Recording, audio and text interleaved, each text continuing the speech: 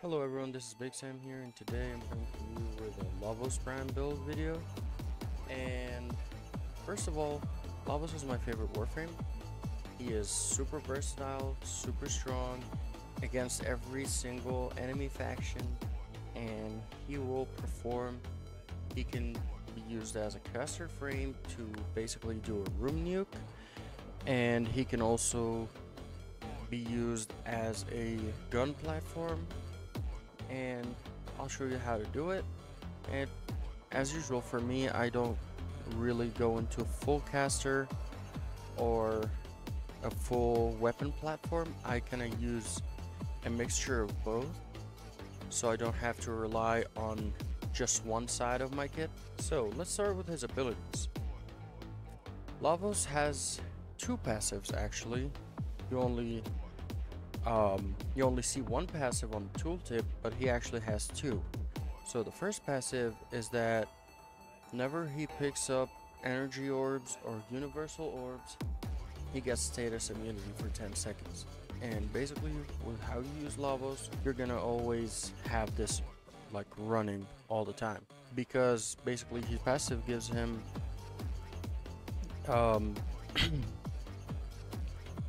first part of his passive is that it gives him status immunity when he picks up energy or universal orbs. It's because he doesn't use energy. He relies on cooldowns, and we'll see how that works.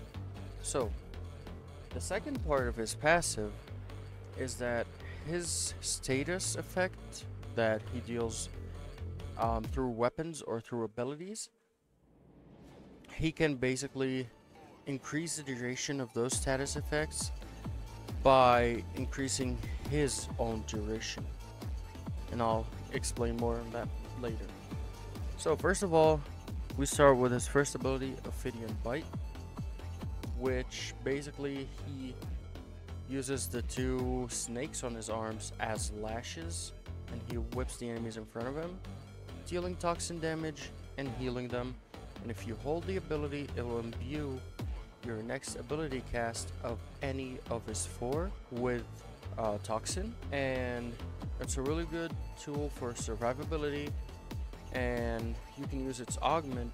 In fact, we're going to be using it to refund some of those cooldowns we have, because as you can see at the bottom side of the tooltip, it says Swift Bite, and it reduces cooldowns by 4 seconds, and it gives you 30% extra range on the ability. And it only procs, like the cooldown reduction only procs if you hit 4 or more enemies, which is gonna be easy. It's kinda annoying that it's not like a part of the ability. It's something that you have to mod for, but nonetheless it's a really solid ability, and we're gonna be relying on it for survivability.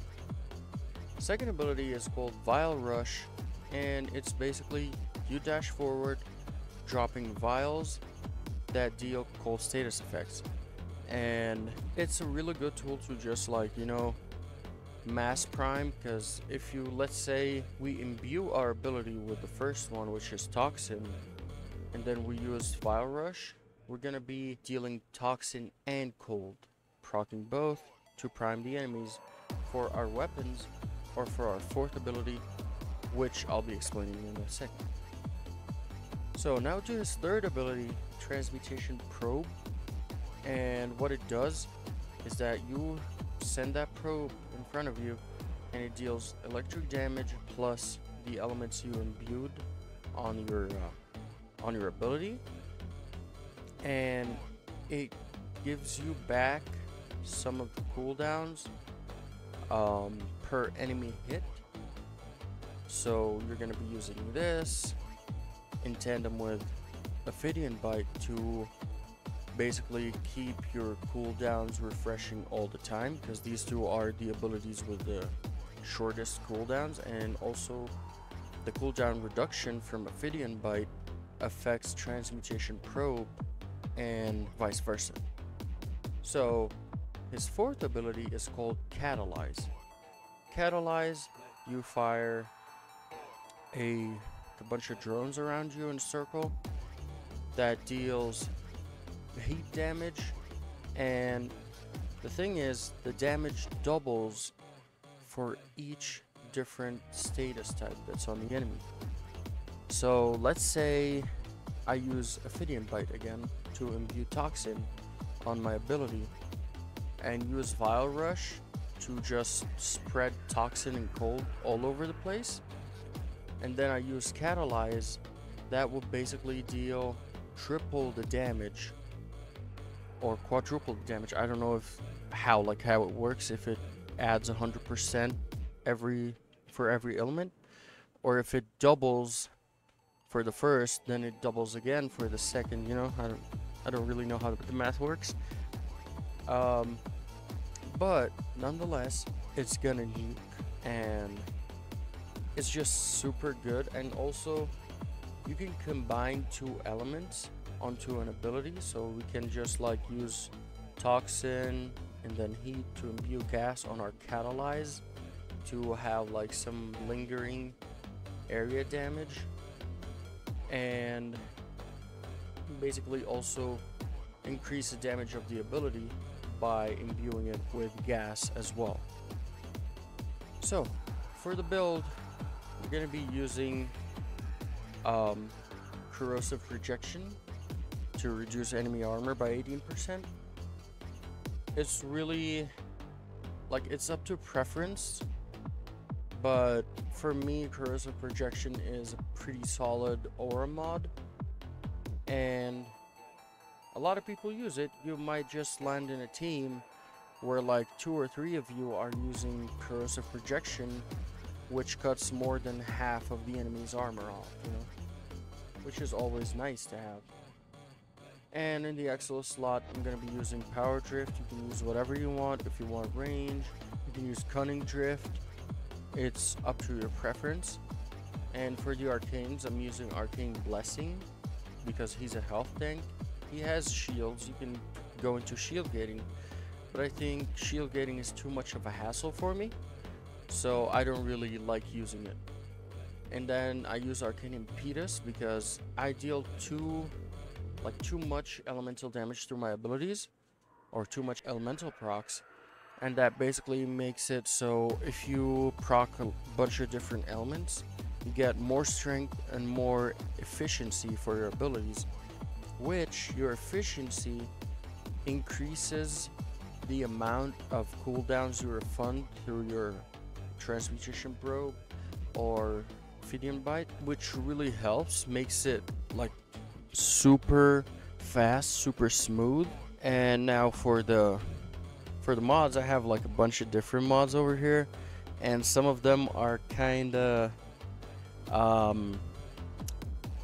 not so common on builds nowadays, and I'll show you. So first of all, I use Adaptation for damage resistance for survivability, and then I use Umbral Vitality and Umbral Fiber for my HP and armor, because he has really good armor status, the base of like I think 650, which makes him better at being a health tank than working at shield gating, in my own opinion. And so I use Arcane Continuity because it gives you basically the same duration as the Prime version, and when you inflict Toxin, it basically inflicts corrosive too. So let's say I imbue an ability with Toxin, like let's say Vile Rush. I imbue Toxin, then I use the ability that makes me prime everyone that steps into my vials with Cold, Toxin, and Corrosive. So that's already 3 elements with just 2 buttons. And I use Stretch because a little bit of range is needed for the Transmutation Probe and for his 4. Because, I mean, 25 meters range is good, but a little bit bigger won't hurt. And it's, I know what you're thinking, don't say it. But anyways, yeah, range is pretty important on Catalyze and Transmutation Probe specifically, because Transmutation Probe has like 6 meters of range. You have to be super close to a bunch of enemies to get the highest cooldown refund, and giving it a little bit more energy makes that a little easier for you. And so we're also gonna have to make use of his Swift Bite for the cooldown reduction on his first ability, and then his bread and butter, we use Valence Formation. Let's say I have Valence Formation on, and then I use Ophidian Bite after I imbue it with Corrosive. That will add Corrosive to all my weapons afterwards, 200% Corrosive.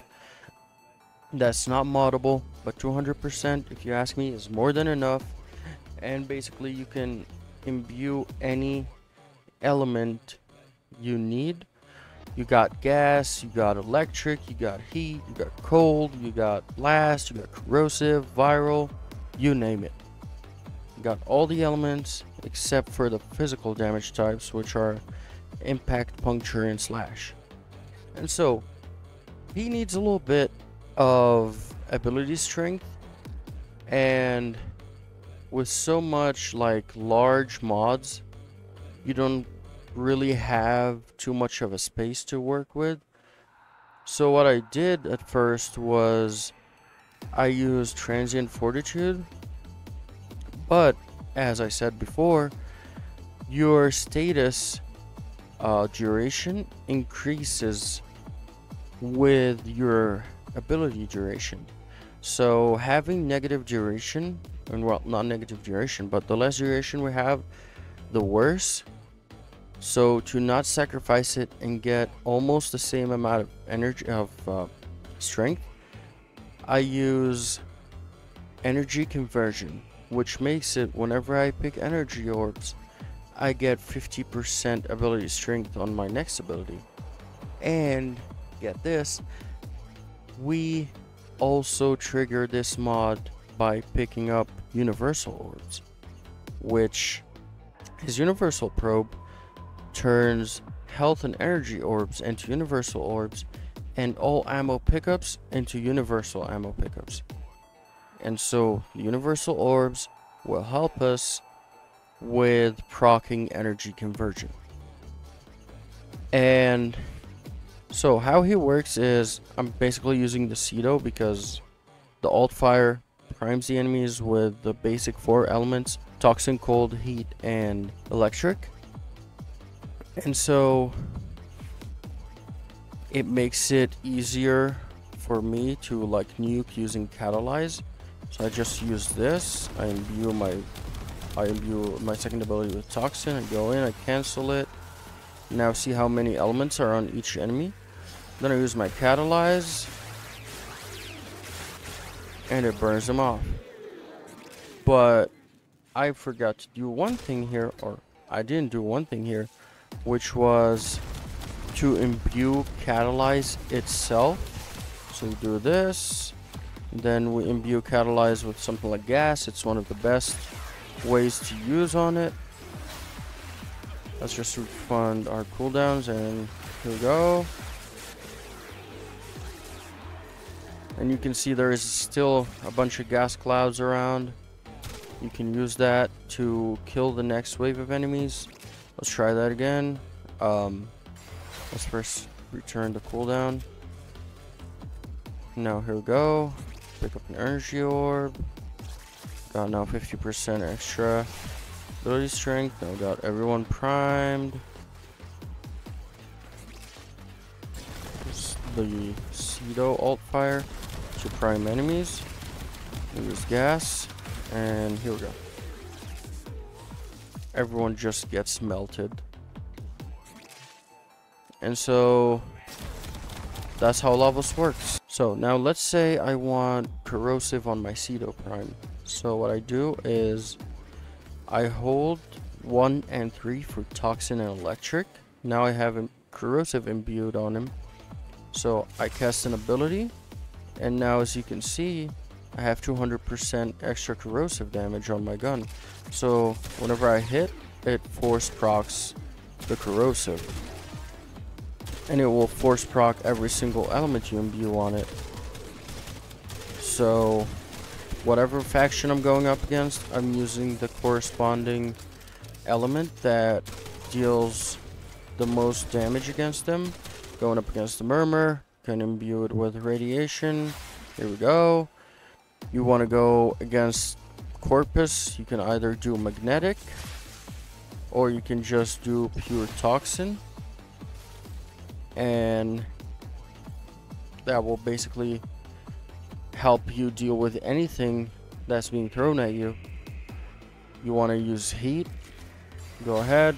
You got a melee weapon and you're using melee influence, but you don't have electric on the weapon itself. You don't need electric on the weapon itself because you can just make the weapon deal like force proc electric damage on every single hit. So yeah, this is why Lavos is my favorite. You can see you can use him against any kind of enemy. You can use him as a caster, as a weapon platform. You can basically do whatever you want. Lavos will do it. He is mobile, he's versatile, he can nuke, he can buff guns to high heavens, he can do whatever you want him to do, and he's tanky, he can heal himself, he can provide his allies with energy through transforming energy and health orbs into universal orbs. You can basically do everything using Lavos. And just for a little test, may I say, I will use my full Lavos build with the Hound, because also my Hound crimes like 11 elements or something. So as you can see, let's just wait a second for him. Yes, so they're primed with everything possible. I use my Cedo. I've seen a couple millions in there, but also the dog just deals a lot of damage as well. But yeah, you just go like this and everyone dies.